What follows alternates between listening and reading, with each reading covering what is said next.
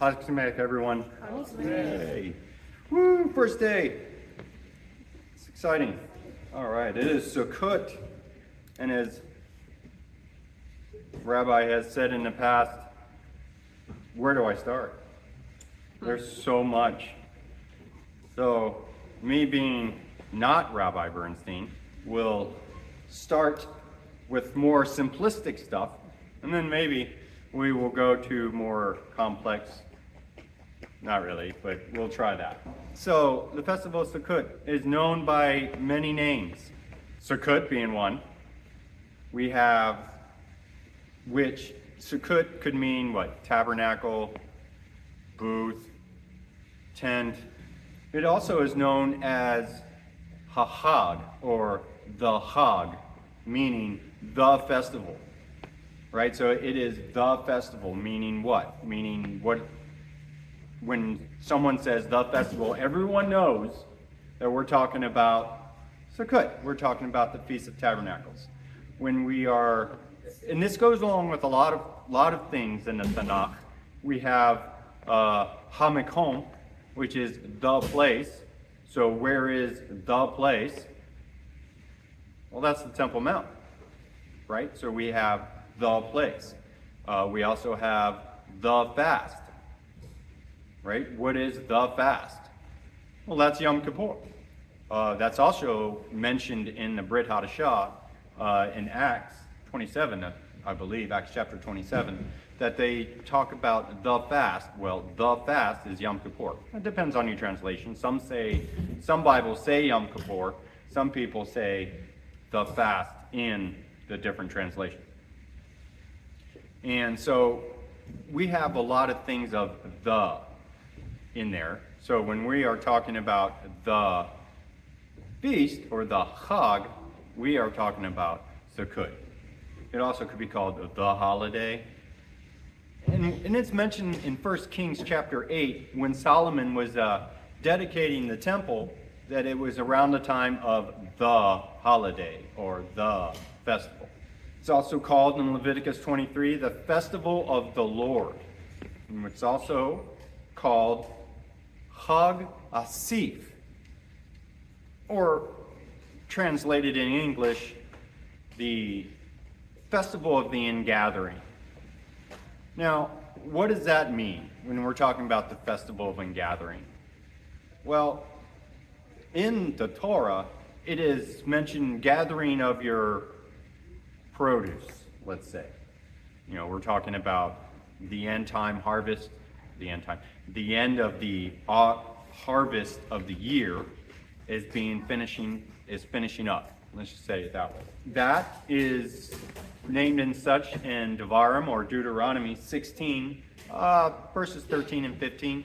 But if you take it more in a, I'm going to say this word a couple times, esoteric level, it's also the ingathering of Israel in the days to come, or in that day, B'yom Hahu, which in Tanakh, or in the Tanakh terms, means the end of days, or the times that are apparently we're here right now in. So when we are looking at that, festival and gathering, so when that time comes, the day of the Lord comes, when we are talking about the Mashiach actually coming back to this earth, we are going to be ingathered. Israel will be ingathered, not others, as some have taught. It is Israel will be gathered. So now we have another name. Another name is called Zaman Simechtenu, which means the time of our happiness. We are commanded to be joyous on this occasion. We just came through Yom Kippur, and as Rabbi Bernstein has said, we do a head snap. Make sure you don't get whiplash when you're snapping back from Yom Kippur to Sukkot.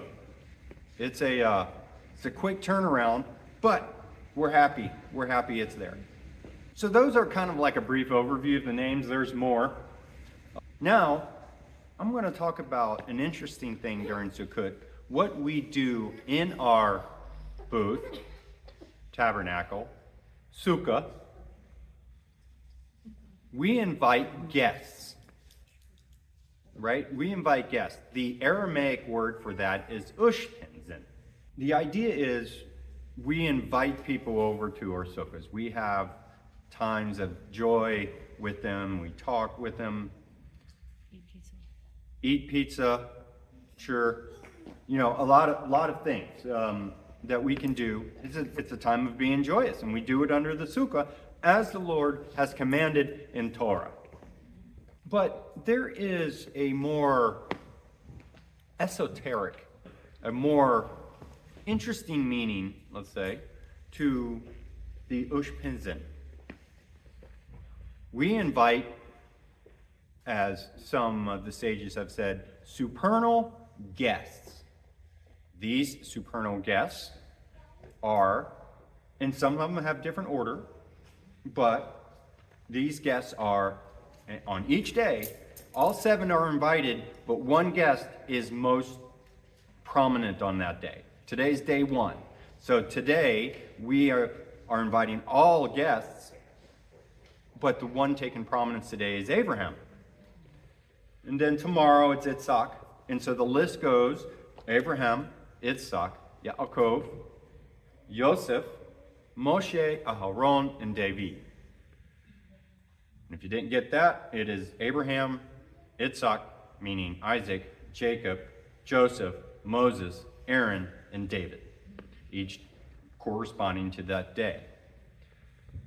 Now, a sage by the name of Rabbi Hamnuna Saba wrote that these guests, we are supposed to welcome them, and he talks about it. It's in the book of the Zohar, which many to what other people may believe is not that crazy of a book. It's a book of Midrash, and it can help out a lot of things as far as understanding is concerned, only if you have a foundation in Torah, right? If you don't know Torah, this book would seem kind of weird, right? It would seem just out there, which many people do, which it's not. But each one of these guests have a meaning to them, attached to them. For example, Abraham has the Hebrew word chesed attached. Hesed, love and kindness, right? What embodies Abraham. And what did he do? Well, he was a person that had hospitality all through the Torah. And the sages have said that he had all 4 sides of his tent open with doors. And you can see his hospitality when he invited the 3 strangers, let's just say, in Bereshit. If you knew the story and the tradition attached to it, it was 3 days after his circumcision, and then he ran to those guests. Moving on. The next person that we're talking about is Isaac. What does his name or his meaning attach to? Actually, it is attached to might, Gevurah. Might. Gevurah. Of course, he was known for being obedient, strong, never left Israel or Canaan at the time. The next name, Jacob. What is he known for? Tiferet. Beauty. Harmony. Joseph. He is attached to the word sod. Foundation. Connection. Yesod. Moses. He's known for victory. Endurance. Netzach is the word, the Hebrew word for that. And then Aharon, his brother, he's known for hod, splendor. And then David, he is known for machut, Kingdom. All 7 days, we are focused on one of those names and one of those attributes, let's just say, of those individuals. Now, if you know anything about more esoteric, again, using that word, more esoteric things, the Rebbitzin has told me before about these esoteric things, is that there's a mountain over there. All right? Everybody look at the mountain. Now keep walking. Don't go there. Don't. It's a mountain. It looks small from afar, but when you get to it, it's Mount Everest in front of you. It's right up there. So more esoteric thoughts, more Torah. Then you can go there. But when we are talking this esoteric discussions about the Ushpinzin, all of these attributes are what you would call sephirot. Some would say the tree of life. Rabbi has said that. Rabbi Bernstein. Also, if you take all of these attributes together, you get the Messiah. You get the Mashiach. And that's why Sukkot also is called the festival of the Messiah, the festival of the Mashiach. Hag Sameach.